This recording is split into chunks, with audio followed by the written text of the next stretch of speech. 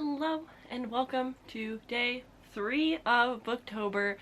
On my channel for the month of October, I will be posting one video every single day. Every Tuesday will actually be tag videos because they're, one, very easy to film and low pressure, and two, they're just fun and a great way to talk about books and just like the season in general. So I'm gonna do two today. This will be the autumn book tag and the autumn reader tag. I will leave the blog down below where I get all of my tags from in case you want to do them, as well as the questions for each of the tag. I will also be apologizing now. I am sick / I think I sang in the car too loud for too long and my throat is incredibly sore, and I am a little bit sick because alcohol and the cold late at night don't necessarily mix, but it's fine. I just apologize, and I will not cough in your face at any point, but I will sound a little silly. So let's jump into these tags. We're gonna do the autumn book tag first, and for this, the first one is best autumnal themed book cover, and there's many options. The answer that I'm going to give is God Killer by Hannah Kanner. I'm actually gonna be reading this like tonight after filming and editing, but the original cover, not the, I want to say Fairy Loot or Illumicrate did a release of it, and it's different vibes.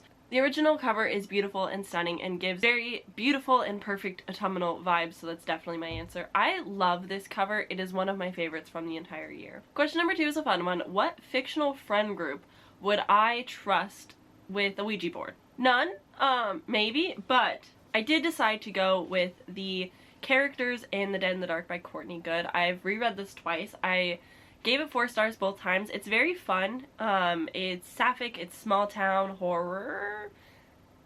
It is technically horror, but it wasn't like super scary. It's young adult, so it's not like super intense.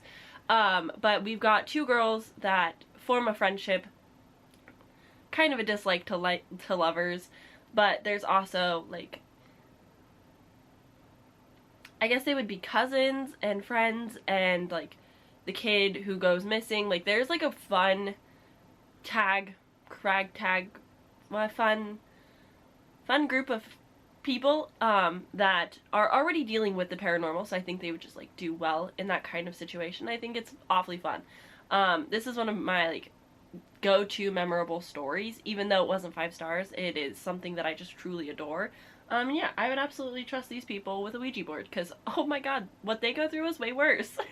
The third question is, which book setting would I love to spend Halloween night on? And I, of course, have to go with The Night Circus. Obviously, there's a lot of like fun, spooky books that I've read. Home Before Dark, any haunted house story truly would be fun, but I love carnivals, the circus, all of that. It is both scary and fun, and I just think that this would be my perfect place. There's a magic system that helps basically like pop-up tents. Like every time the Night Circus arrives somewhere, there's new attractions based off this magical competition happening between these 2 magicians who don't know each other. But I really enjoyed the cast of characters. I loved the atmosphere. Erin Morgenstern is very much like vibe, atmosphere heavy, as well as like then character and then plot.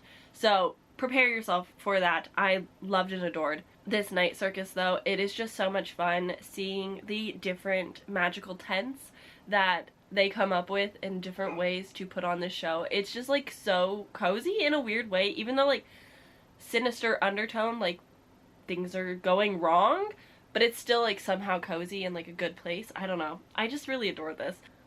This next question I don't have an answer for, and it's the best book with like the best autumnal description of food in the story, and I don't have one. I don't really pay attention to the food that is mentioned, and none of it like really sticks out and like stays with me over time.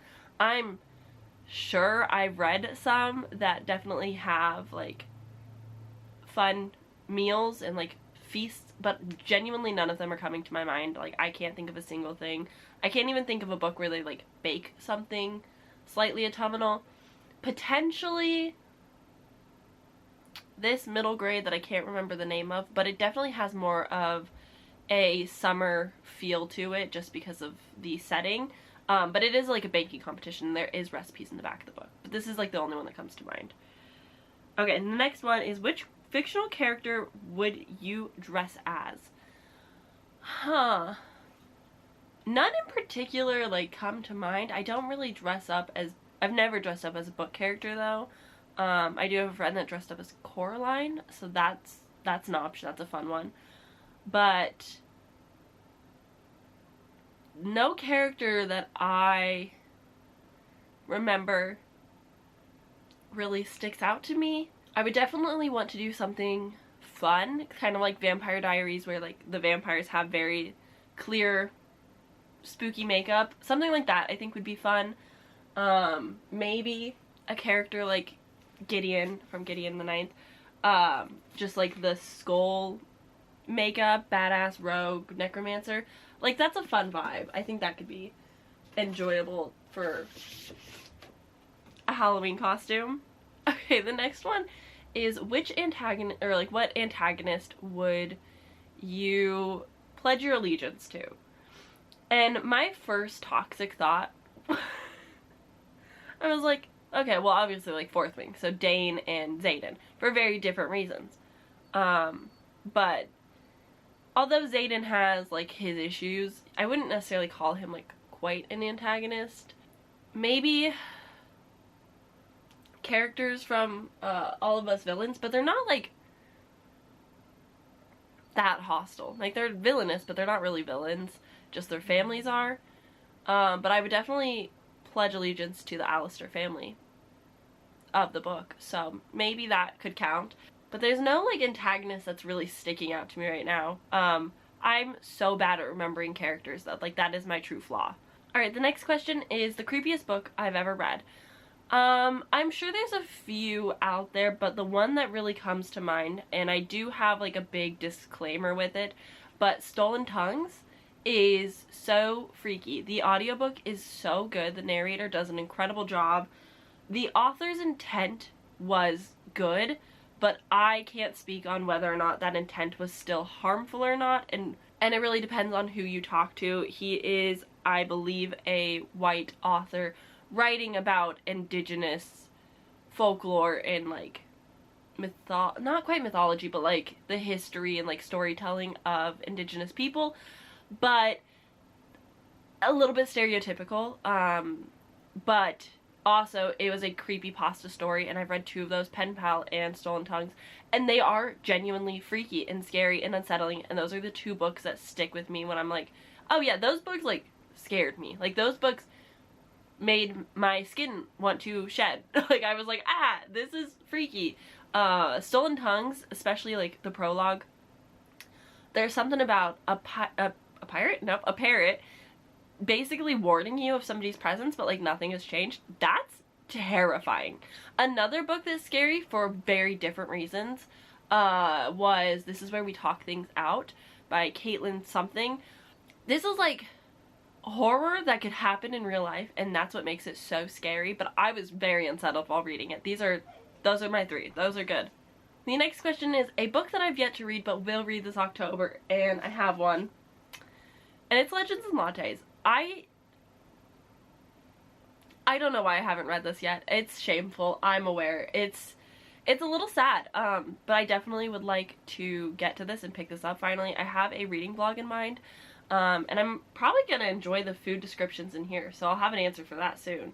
But yes, I would very much love to read this and finally be on the inn, as well as the sequel or prequel that's coming out, I believe, this year. I would also like to read that, so I'm excited for some like cozy fantasy vibes. I think this is just gonna be a very good time, and I'm excited.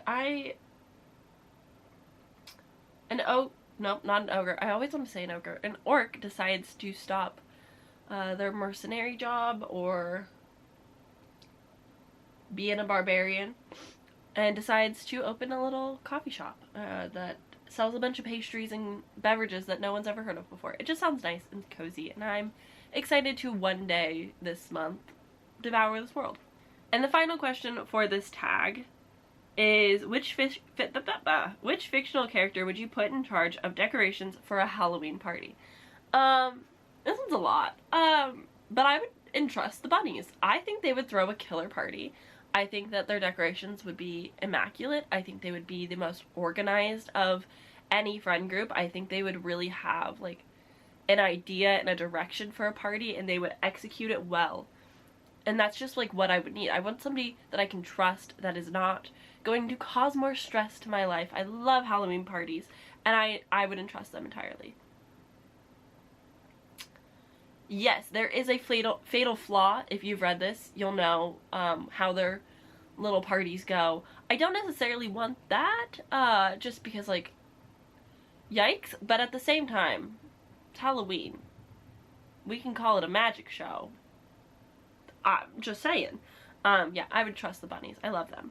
That's such a good book. So now I will move on to the autumn reading tag, and there's fewer questions, and I think that they'll be kind of easy to get through, which is why I meshed these two together, because I wanted a semi-long video, not 7 minutes. So the first questions: are there any books that you plan to read in the autumn season? Of course, always. It's truly never ending. I have my TBR cart over there, which is pretty stacked with books. I've got lists galore everywhere around me of things that I want to get to. I just filmed my TBR, which I will leave in the cards. That was Booktober day 1. So many things that I'm very excited to get to. So many new releases that I am so excited to get to. There's just like a never-ending supply of books that I want to read, especially come autumn, because that is where I want my cozy fantasy. That is where I want my spooky, scary skeleton books. Like, I'm just ready for the vibes. The next question is all about September being back to school time. What books did you most enjoy studying, and what were your favorite and least favorite school subjects? My favorite school subject was absolutely literature, but I hated the picks. I read Lord of the Flies, I read Midsummer's Night's Dream. That one was kind of fun. We performed that one in class sometimes. We did Hamlet. Any Shakespeare I did enjoy studying. I liked reading Shakespeare in class, especially because we could like pair it with the movies, so it was easy to comprehend everything. But we read Lord of the Flies. I didn't love. We read Tim O'Brien's Vietnam War retelling. Not retelling. He actually was a soldier, but like his story. Didn't care for that. I read Kite Runner, and I didn't connect with it very well. I think that's one that I would appreciate now as an adult. One of those two books, the Tim O'Brien book or Kite Runner, one of those, I was in Florida for the first week of like the class readings, so I never, no, what book was that? Because I read those two. Maybe it was Kite Runner, and maybe that's why I don't remember it very well, because I didn't actually read it and I had to spark note it because I was traveling, and I refused to read it whilst I was on travels, because who in high school would do that? Yeah, so loved literature, loved writing, loved learning, hated the picks most of the time. They weren't for me. And my least favorite subject is kind of torn between history and science. It depends on which science I was in.